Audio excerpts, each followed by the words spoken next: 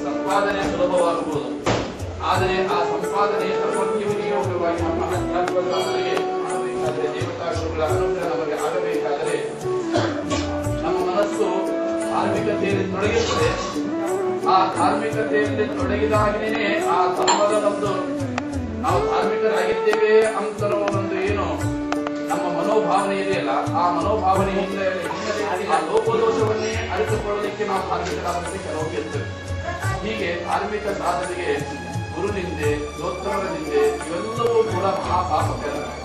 ಮಾತೃವನ್ನ ಇತ್ಯಾದಿ ಬ್ರಹ್ಮಹತ್ಯಾದಿಗಳು ಎಷ್ಟು ಪಾಪಕರ ಅಂತ ಹೇಳಿದ್ದಾರೋ ಅದಕ್ಕಿಂತಲೂ ಕೂಡ ತೆಗೆದಾಕ್ಷಣ ನಾವು ಪ್ರತಿಮೆಯನ್ನು ನಾವು ನೋಡ್ತೇವೆ ಅಂತ ಭಾವಿಸ್ತೇವೆ. ಆದರೆ ಹಾಗೆ ಭಾವಿಸಬಾರದು ಅಂತ ಶಾಸ್ತ್ರದಲ್ಲಿ. ನಾವು ಪ್ರತಿಮೆಯನ್ನು ನೋಡುವುದಿಲ್ಲ, ನಾವು ಪ್ರತಿಮೆಯನ್ನು ನೋಡಿ ದೇವರಿಗೆ ಅನುಗ್ರಹ ಮಾಡುವುದಿಲ್ಲ, ಭಗವಂತನ ಮೇಲೆ ಆ ಅನುಗ್ರಹವನ್ನು ಮಾಡಬೇಕಾದ್ರೆ ಭಗವಂತನಿಗೆ ಪ್ರಾರ್ಥನೆಯನ್ನು ಮಾಡುವುದುಂಟು. ಏನಂತಂದ್ರೆ ನಿನ್ನ ಶಾಂತವಾಗಿರ್ತಕ್ಕಂಥ ಸಂತೋಷಪೂರ್ಣವಾಗಿರ್ತಕ್ಕಂಥ ಕಣ್ಣುಗಳಿಂದ ನಮ್ಮನ್ನು ನೀನು ನೋಡು ಅಂತ ಹೇಳಿ ಪ್ರಾರ್ಥನೆಯನ್ನು ಮಾಡ್ತಾರೆ. ಯಾಕೆ ಹಾಗೆ ಪ್ರಾರಂಭವಿದೆ? ಅದು ಅನಾದಿ ಕಾಲದಿಂದ ಭಗವಂತ ನರಸಿಂಹದೇವರಾದಾಗ ಹಿರಣ್ಯಕಶಿಪುವನ್ನು ಮಾತ್ರ ಸಂಹಾರ ಮಾಡುವ ಕಾಲದಲ್ಲಿ ಉಗ್ರದ ಒಂದು ಭಂಗಿಯನ್ನು ತೋರಿಸಿದಂತಲ್ಲ, ಪರಮಾತ್ಮನ ನಿತ್ಯವಾದ ಅನಾದಿ ಕಾಲದಿಂದ ಭಗವಂತನ ಉಗ್ರ ರೂಪವಿದೆ. ಯಾಕೆ ಉಗ್ರ ರೂಪ ಅಂತಂತಂದ್ರೆ ದುಷ್ಟ ಶಕ್ತಿಗಳು ತನ್ನನ್ನು ನೋಡ್ತಾ ಇರುವಾಗ ಅವರಿಗೆ ಹಾಗೆ ಕಾಣಿಸಬೇಕು ಅಂತ ತಿಳಿದುಕೊಂಡು ಆ ಉಗ್ರವಾಗಿರ್ತಕ್ಕಂಥ ರೂಪದಿಂದ ತಾನು ಹಾಗೆ ಇರ್ತಾನೆ. ಆಗಿರ್ತಕ್ಕಂಥ ನಮಗೆ ತಿರುಪತಿಯ ತಿಮ್ಮಪ್ಪನ ಶ್ರೀನಿವಾಸನ ಮೂಲ ವಿಗ್ರಹವನ್ನು ನೋಡಿದಾಗ ಅವನು ಎಂದು ಉಗ್ರ ರೂಪ ಕಾಣಿಸೋಲ್ಲ, ಅವನ ಅನುಗ್ರಹೋನ್ಮುಖದ ಕಣ್ಣುಗಳಿಂದಲೇ ನಮ್ಮನ್ನು ನೋಡ್ತಾ ಇರುವಂತೆ ಭಾಸವಾಗುತ್ತದೆ.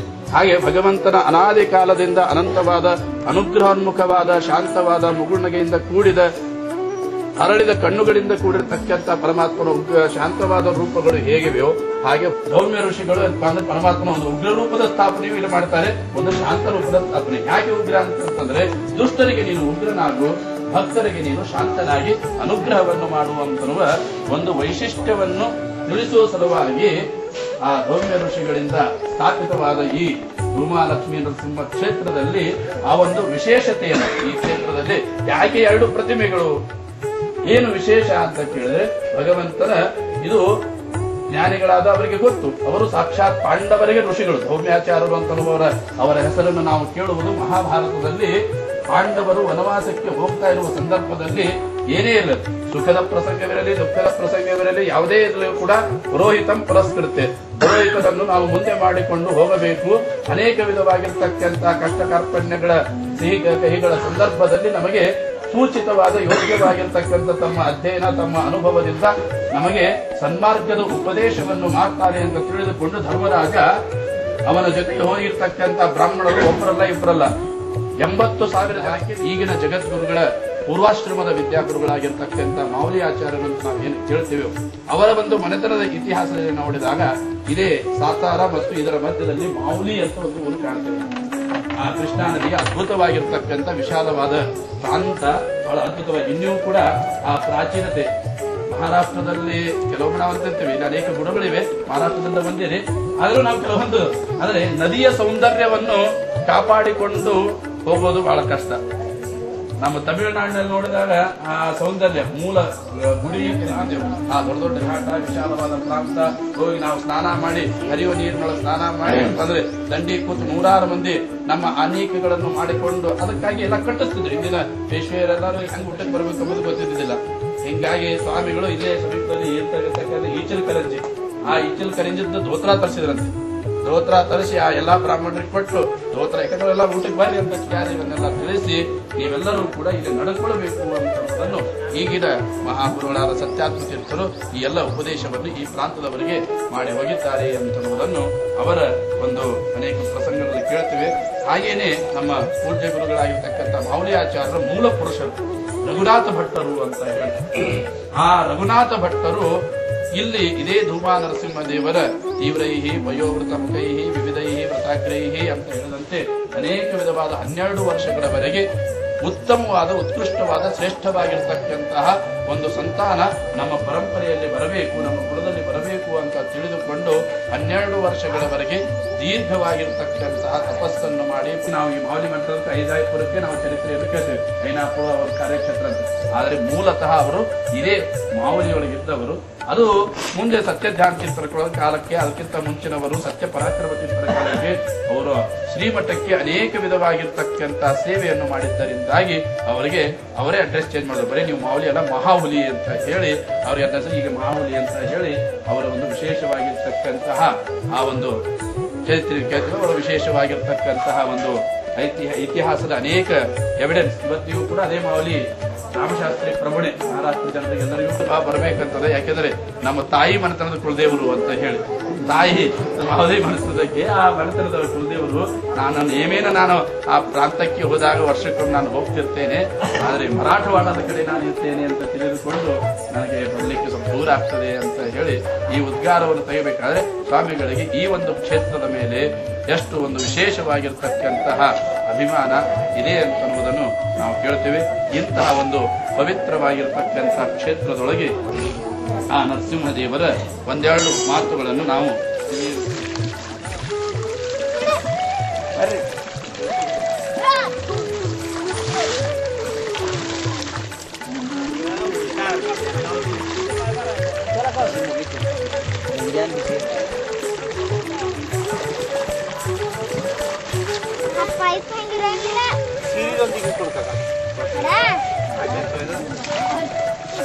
ಎರಡು ಬಾರಿ ಹೋಯ್ತೇನ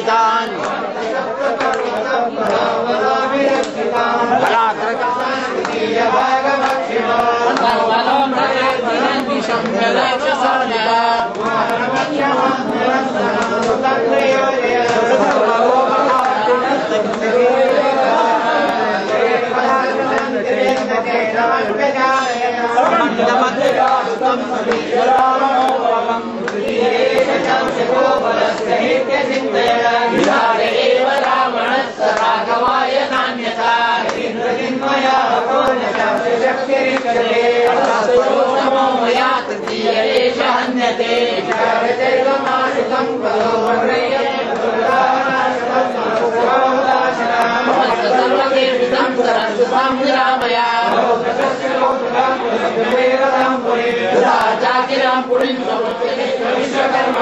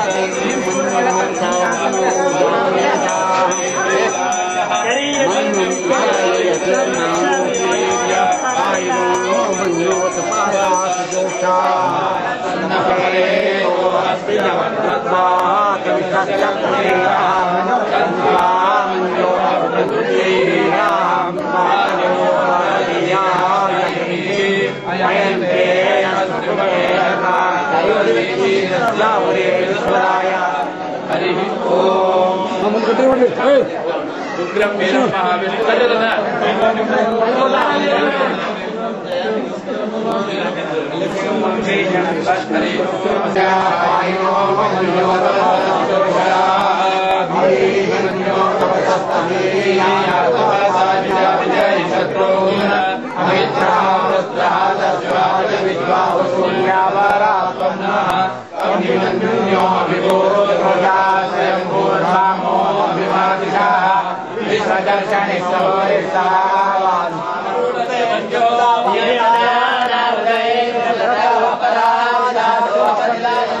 रामं पतिं किं पुरुषे किलास्ते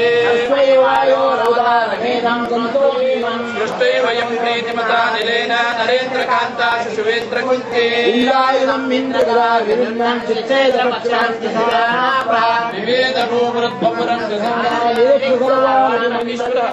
ನನಗಿಂತಲೂ ಕೂಡ ಹಿರಿಯನಾದ ಸರ್ವೋತ್ತಮನಾದ ಶ್ರೇಷ್ಠನಾಗಿರ್ತಕ್ಕಂಥ ವ್ಯಕ್ತಿ ಜಗತ್ತಿನಲ್ಲಿ ಇದ್ದಾನೆ ಅಂತಂದ್ರೆ ವಾಸವು ಯದಿಚ ಸರ್ವತ್ರ ಕಸ್ಮಾ ಸ್ತಂಭೇನ ದೃಶ್ಯತೆ.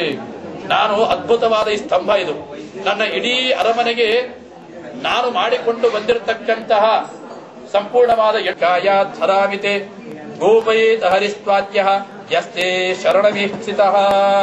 ಇಷ್ಟು ನಿನ್ನ ಸ್ವಾಮಿಯ ಬಗ್ಗೆ ಹೇಳ್ಕೊಳ್ತಾ ಇದೆಯಲ್ಲ, ಅವನು ಸರ್ವೋತ್ತಮ, ಸರ್ವಗುಣ ಪರಿಪೂರ್ಣ, ಅನಂತ ದೋಷ ದೂರ. ಅವನು ಎಲ್ಲ ಭಕ್ತರಿಗೂ ಅನುಗ್ರಹವನ್ನು ಮಾಡ್ತಾನೆ, ಎಲ್ಲ ಕಾಲಕ್ಕೂ ಎಲ್ಲರಿಗೂ ಅವನಿಗೆ ಏನು ಸ್ವಾರ್ಥವಿಲ್ಲ ಅಂತ ಹರಾಮಿತೆ. ಇವತ್ತು ನಿನ್ನ ತಲೆಯನ್ನು ನಾನು ಇದೇ ಖಡ್ಗದಿಂದ ಕತ್ತರಿಸ್ತೇನೆ ಅಂತ ಹೇಳಿ ಜೋರಾಗಿ ಒದರ್ತಾ ತನ್ನ ಕೈಯಲ್ಲಿರ್ತಕ್ಕಂತಹ ಖಡ್ಗವನ್ನು ತಾನು ತಳಗೆ ಹಾಕ್ತಾನೆ. ಹೇಗೆ ಹಿರಣ್ಯಕಶಿಪು ಹೊಡೆದ ಆ ಕಂಬಕ್ಕೆ ಅಂತ ಪ್ರಶ್ನೆ ಬರುತ್ತೆ. ಆ ಎಲ್ಲ ಪ್ರಶ್ನೆಯನ್ನು ಮಾಡಿಕೊಂಡು ಬಹಳ ಸುಂದರವಾಗಿ ಸತ್ಯಧರ್ಮರು ಪರಿಹಾರ ಕೈಯಲ್ಲಿ ಮೊದಲಿಗೆ ಕೇಳ್ತಾ ಇರುವ ಅದನ್ನೆಲ್ಲ ನೆಲಕ್ಕೆ ಅಪ್ಪಳಿಸಿ ಒಗೆದು ಬಿಡ್ತಾನೆ. ನೆಲಕ್ಕೆ ಅಪ್ಪಳಿಸಿ ಒಗೆದು ತನ್ನ ಎರಡೂ ಮುಷ್ಟಿಗಳನ್ನು ಜೋಡಿಸ್ತಾನೆ. ಜೋಡಿಸಿ ತನ್ನ ಕೈಯನ್ನೇ ಗದೆಯನ್ನಾಗಿ ಮಾಡಿಕೊಂಡು ಇಡೀ ದೇಹದಲ್ಲಿರ್ತಕ್ಕಂತಹ ಶಕ್ತಿ ಪ್ರಾಣಾಯಾಮದಿಂದ ತನ್ನ ಕೈಯಲ್ಲಿ ತಾನು ಅದನ್ನು ಆಧಾನ ಮಾಡಿಕೊಳ್ತಾನೆ. ಆಧಾನ ಮಾಡಿಕೊಂಡು ಅಭಿಕ್ರಮತ್ ಪುತ್ರಮಪ್ಸು ಓಜಸಃ ನಿಶಮ್ಯ ನಿರ್ನಾದಮಪೂರ್ವಮದ್ಭುತಂ. ತನ್ನ ಎರಡೂ ಕೈಗಳಿಂದ ಆ ಸಂಪೂರ್ಣವಾಗಿರ್ತಕ್ಕಂಥ ಅಂತಃಸಭಾಯಾಂ ನದದರ್ಶ ತತ್ಪದಂ ವಿತತ್ರ ಸೂರ್ಯೇನ ಸರಿಯೂರ ಯೂಥಪಾಹ. ಆ ಘೋರವಾಗಿ ಎರಡೂ ಬಾವುಗಳಿಂದ ಧರ ಧರ ಅಂತ ಹೇಳಿ ಆ ಕಂಬಕ್ಕೆ ಗುದ್ದಲಿಕ್ಕೆ ತಾನು ಪ್ರಾರಂಭ ಮಾಡಿದ. ಆ ಕಂಬಕ್ಕೆ ಬಡಿತಾ ಇರುವಾಗ ಅಲ್ಲಿಂದ ಜೋರಾಗಿರ್ತಕ್ಕಂತಹ ಶಬ್ದ ಸುರಾರಿ ಯೂತಪಾಹ. ಆ ಧ್ವನಿ ಎಲ್ಲಿಂದ ಬರ್ತಾ ಇದೆ ಅಂತೇಳಿ ಅವನಿಗೆ ಕಂಡು ಹಿಡಿದು ಕಷ್ಟವಾಯಿತು. ಕಂಬಕ್ಕೇನು ಹೊಡೆದ, ಆದರೆ ಧ್ವನಿ ಈ ಕಡೆ ನೋಡಿದ್ರೆ ಈ ಕಡೆಯಿಂದ ಪೂರ್ವ ದಿಕ್ಕಿಗೆ ಕಿವಿ ಕೊಟ್ಟು ಕೇಳ್ತಾನೆ, ಆ ಕಡೆಯಿಂದ ಬಂದಂತರದ್ದು. ಹಿಂದೆ ಪಶ್ಚಿಮ ದಿಕ್ಕಿಗೆ ಮುಖ ಮಾಡಿ ನೋಡ್ತಾನೆ. ಈ ಕಡೆ ಅವನ ಎದೆ ನಡುಗಿಸುವಂತೆ ಘೋರವಾಗಿರ್ತಕ್ಕಂಥ ಮೊದಲಿಗೆ ಧ್ವನಿ ಘೋರವಾದ ಸಮುದ್ರ ಘೋಷದಂತೆ ಇರ್ತಕ್ಕಂತಹ ಧ್ವನಿ ಪ್ರಾರಂಭ ಬರಲಿಕ್ಕೆ ಪ್ರಾರಂಭವಾಯ್ತಂತೆ. ಯಾಕೆ ಭಗವಂತ ಸುತ್ತಲೂ ನೋಡ್ತಾನೆ, ಎಲ್ಲಿ ನೋಡಿದರೂ ಕೂಡ ಕಣ್ಣು ಕುಕ್ಕುವಂತೆ ಅವನಿಗೆ ತಿರುಗಲಿಕ್ಕೆ ಪ್ರಾರಂಭವಾಗಿದೆ. ಆ ಭೂಮಿ ಕಲ್ಲೋಲ ಕಲ್ಲೋಲವಾಗ್ತಾ ಇದೆ. ಸತ್ಯಂ ವಿಧಾತುಂ ನಿಜ ಭೃತ್ಯ ಭಾಷಿತಂ ವ್ಯಾಪ್ತಿಂಚ ಭೂತೇಷು ಅಖಿಲೇಷು ಚಾತ್ಮನಃ ಅದೃಶ್ಯತಾತ್ಯದ್ಭುತ ರೂಪಮಸ್ವಹನ್ ಸ್ತಂಭೇ ಸಭಾಯಾಂ ನ ಮೃಗಂ ನ ಮಾನುಷಂ. ಆಗ ಸತ್ಯಂ ವಿಧಾತು ನಿಜಭೃತ್ಯ ಭಾಷಿತಂ. ಆ ಪ್ರಹ್ಲಾದ ರಾಜರ ತನ್ನ ಭಕ್ತ ಹೇಳಿದ್ದ, ನಿನ್ನ ಸ್ವಾಮಿ ಎಲ್ಲಿದ್ದಾನೆ, ಈ ಕಂಬದಲ್ಲಿ ಇದ್ದಾನನ್ನು ಕೇಳಿ, ಓ ನನ್ನ ಸ್ವಾಮಿ ಈ ಕಂಬದಲ್ಲಿ ಇದ್ದಾನೆ ಅಂತ ಹೇಳಿ ಪ್ರಹ್ಲಾದ ರಾಜ ಹೇಳಿದ್ದ. ಆ ಪ್ರಹ್ಲಾದ ರಾಜನ ಮಾತನ್ನು ಸತ್ಯ ಮಾಡುವ ಸಲುವಾಗಿ ಭಗವಂತ, ಜೊತೆಗೆ ಬ್ರಹ್ಮದೇವರು ವರ ಕೊಟ್ಟಿದ್ದರು. ತನ್ನ ಜಗತ್ತಿನಲ್ಲಿ ಅತ್ಯಂತ ಪರಮ ಪ್ರೀತ್ಯಾಸ್ಪದನಾಗಿರ್ತಕ್ಕಂಥ ಮಾತನ್ನು ಸತ್ಯ ಮಾಡುವ ಸಲುವಾಗಿ ಪರಮಾತ್ಮ, ಜೊತೆಗೆ ಸನಕ ಸನಂದಾದಿಗಳು ಶಾಪ ಕೊಟ್ಟಾಗ ಈತಃ ವಿಮಾಂಸಮಾನಸ್ಯ ಸಮುತ್ಥಿತೋಕೃತಃ ನೃಸಿಂಹ ರೂಪಸ್ತದಲಂ ಭಯಾನಕಂ ಪ್ರಸಪ್ತ ಚಾಮೀರಕ ಚಂಡಲೋಚನಂ ಸ್ಪರಸ್ಸಟೆ ಕೇಸರ ಜೃಂಭಿತಾನನಂ. ಭಾಗವತ ಅದ್ಭುತವಾಗಿ ಆ ಸುಂದರವಾಗಿರ್ತಕ್ಕಂತಹ ಒಂದು ಬಾರಿ ಭಗವಂತ ತಲೆ ಆಡಿಸಿದ್ರೆ ಆ ದೇಹವನ್ನು ತಾನು ಹತ್ತುಕೊಂಡು ಬರ್ತಾನೆ. ಆ ವಸ್ತುಲ ಮೇಲೆ ಕುಳಿತುಕೊಳ್ತಾನೆ. ವಸ್ತುಲ ಮೇಲೆ ಕುಳಿತುಕೊಂಡು ಆ ಇಡೀ ಸಂಪೂರ್ಣವಾಗಿರ್ತಕ್ಕಂತಹ ಭೂಮಿ ಎಲ್ಲವೂ ಕೂಡ ನರಸಿಂಹದೇವರ ಅಟ್ಟಹಾಸ, ಅವರ ಒಂದೊಂದು ಹೆಜ್ಜೆ ಅಪ್ಪಳಿಸಿದಾಗ ಭೂಮಿ ನಡುಗುತ್ತದೆ. ದೇವತೆಗಳೆಲ್ಲರೂ ಕೂಡ ಭಗವಂತನಿಗೆ ಶಾಂತರಾಗಲು ಸ್ತೋತ್ರ ಮಾಡಿದರು. ಕೊನೆಗೆ ಲಕ್ಷ್ಮೀದೇವಿ ಬಂದು ಪ್ರಹ್ಲಾದರಾಜನಿಗೆ ಅನುಗ್ರಹವನ್ನು ಮಾಡಿ ನೀನು ಸ್ತೋತ್ರ ಮಾಡುವಂತಂದಾಗ ಬ್ರಹ್ಮಾದಯಸ್ವರಗಣ ಮುನಯೋತ ಸಿದ್ಧಾಃ ಸತ್ವೈಕತಾನ ಮತಯಃ ವಚಸಾಂ ಪ್ರವಾಹೇ ನಾಂತಂ ಪರಸ್ಯ ಪರತೋ ಬರ್ತದೆ. ಅದರಿಂದಾಗಿ ಇಂತಹ ಒಂದು ಸಂದರ್ಭದಲ್ಲಿ ನರಸಿಂಹದೇವರ ಚರಿತ್ರೆಯನ್ನು ಅನೇನ ಭಾವಿಯ ಪುಣ್ಯಂ ಅವಾಪ್ನೋತು ಗುರು